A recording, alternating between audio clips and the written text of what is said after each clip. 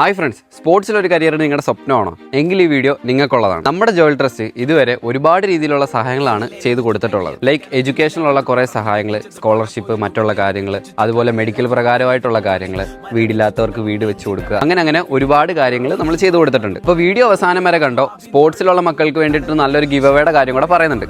ഇപ്പം നമ്മുടെ സ്പോർട്സിലുള്ള മക്കൾക്ക് വേണ്ടിയിട്ട് കിടിലൊരു ഒരു ഇവന്റ് ആണ് നമ്മൾ ചെയ്യാൻ വേണ്ടിയിട്ട് പോകുന്നത്. അപ്പോൾ ഈ ഒരു ഇവന്റ് എന്നാ നടക്കുന്നത് നിങ്ങൾക്ക് അറിയണ്ടേ? മെയ് 1-ാം തീയതി ഹരിപ്പാട് കാവൽ ഓഡിറ്റോറിയത്തിൽ വെച്ചായിരിക്കും.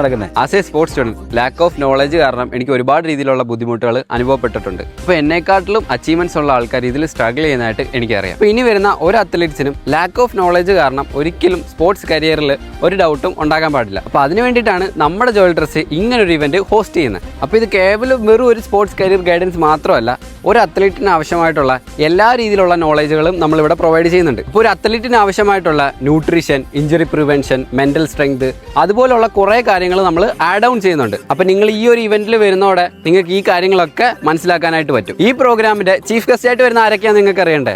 നമ്മുടെ സ്വന്തം കേരളത്തിന്റെ അഭിമാനമായിട്ടുള്ള ഇന്ത്യൻ ക്രിക്കറ്റ് പ്ലെയർ ആയിട്ടുള്ള ടിനു യോഹന്നാൻ സാറാണ് വരുന്നത്. കൂടെ തന്നെ ഏഷ്യൻ ഗെയിംസിൽ ഇന്ത്യ റെപ്രസെന്റ് ചെയ്ത് പോയിട്ടുള്ള നമ്മുടെ സ്വന്തം സൈക്ലിംഗ് താരം കെസിയ വർഗീസ് ആണ് വരുന്നത്. ഇപ്പോൾ ഈ ഇവന്റിൽ എങ്ങനെ നിങ്ങൾക്ക് പങ്കെടുക്കേണ്ടതെന്ന് അറിയണ്ടേ?